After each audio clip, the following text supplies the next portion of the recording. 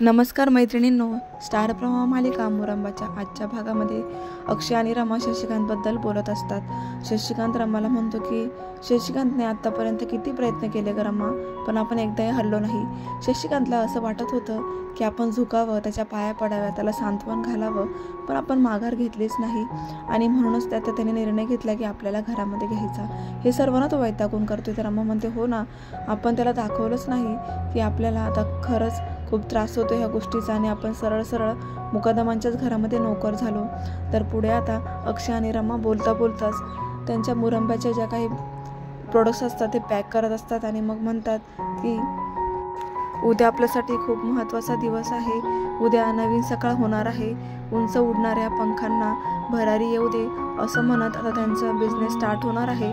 तर त्याचे ॲडही ते करणार आहेत। तर पुढे आता रेवा उभ्याने जेवत असते। तर आजी तिला म्हणतात की काय ग रेवा, हे काय करतेस, असं उभ्याने काय जेवते?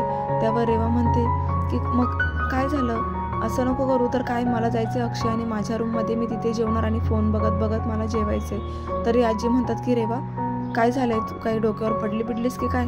तर रेवा म्हणते की काय करणार आहात आजी, मी जर इथे नाही जेवली तर मला मारणार आहात का?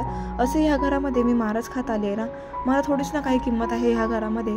तर आजी म्हणतात की मनातल्या मनात माझी निवड चुकीची तर नाही आहे ना, रेवा बदलली की रेवा अशीच होती, पण मला ते कधी कळलं नाही असं म्हणून ते आता म्हणतात की नक्कीच काहीतरी बिघडलंय आणि ते मला आता पुढे आणावंच लागेल।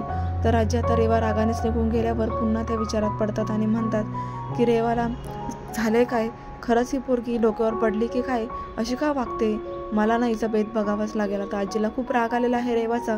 तर पुढे आता रमा गेली आहे आपल्या मुरंब्याचा बिझनेस स्टार्ट करून ॲडव्हर्टाईज करायला। तिथे सर्व लोकांना ती टेस्टसाठी तिने ते सॅम्पल म्हणून मुरंबा ठेवलेला आहे। सर्व लोक चवीने त्याचा आस्वाद घेत आहेत आणि सर्वांना तो आवडलाही आहे। तर पुढे आता शशिकांतला 2-3 मुलं अडवतात आणि त्याच्या पूर्ण शर्टवरती कलर लावतात आणि त्यानंतर काळा रंग घेऊन त्याच्या तोंडालाही फासतात। इथे शशिकांतचं रूप इतकं बदलतं की त्याला कोणी ओळखूही शकणार नाही असा अवतार झालेला असतो।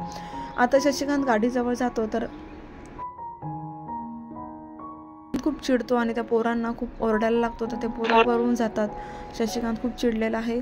तर पुढे आता अक्षय त्याला पाहून म्हणतो की कोण आहात तुम्ही, काय करते, आमच्या मालकाने जर पाहिलं ना तुम्हाला गाडीच्या आसपास तर तुम्हाला मारच खावा लागेल। त्यांना त्यांचंच तोंड आरशासमोर ओळखायला येणार नाही। हे सर्व अक्षयनेच केलेलं असतं। तर प्रेक्षकांनो, तर पाहूया पुढे आता अक्षयला शशिकांत काय बोलणार। पाहण्यासाठी चॅनलला सबस्क्राईब करा। धन्यवाद।